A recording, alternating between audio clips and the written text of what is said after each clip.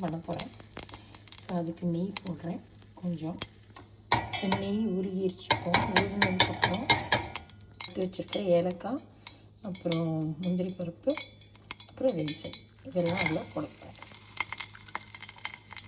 இது கொஞ்சம் ரோஸ்ட் ஆகணும். அந்த ரைசன் கொஞ்சம் ரோஸ்ட் ஆனதுக்கப்புறம் இது நல்லா ரோஸ்ட் ஆகிடுச்சு. ஸோ இதுதான் வந்து பாசிப்பருப்பு, மூங் தால். ஸோ இதை வந்து அதில் மிக்ஸ் பண்ண போகிறேன். ஸோ இதில் ஆட் பண்ணிக்கிறேன். நான் அரைச்சி வச்சுருக்கிற கோகோனட், அப்புறம் ஆல்மண்ட், அப்புறம் வால்நட் அண்ட் இது ஏலக்காய் இதெல்லாம் அரைச்சி வச்சுருக்கேன். அண்ட் கொஞ்சம் ஜாகரி ஆட் பண்ணியிருக்கேன் இதுலேயே. ஸோ இதை வந்து இந்த மிக்சர் இதில் ஆட் பண்ண போகிறேன். அந்த அரைச்ச மிக்சர்.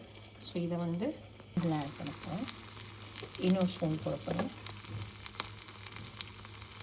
கொஞ்சம் நல்லா கலந்து வச்சுக்கலாம். கொஞ்சம் தண்ணி ஆட் பண்ணிக்கலாம். அண்ட் கொஞ்சம் பால் கூட ஆட் பண்ணிக்கலாம் உங்களுக்கு வேணும்னா. அண்ட் நீங்கள் வந்து சுகர் எப்படி இருக்குன்னு பார்த்துட்டு இதை வந்து நல்லா கொஞ்சம் கொதிக்க விடணும். அதுக்கப்புறம் அது ஆனாவட்டியுமே நான் காட்டுறேன் உங்களுக்கு. இதில் கொஞ்சம் ப்ரௌன் சுகர் போடுறேன். கொஞ்சமாக போட்டுக்கலாம். ஏற்கனவே வெல்லம் போட்டிருக்கேன்.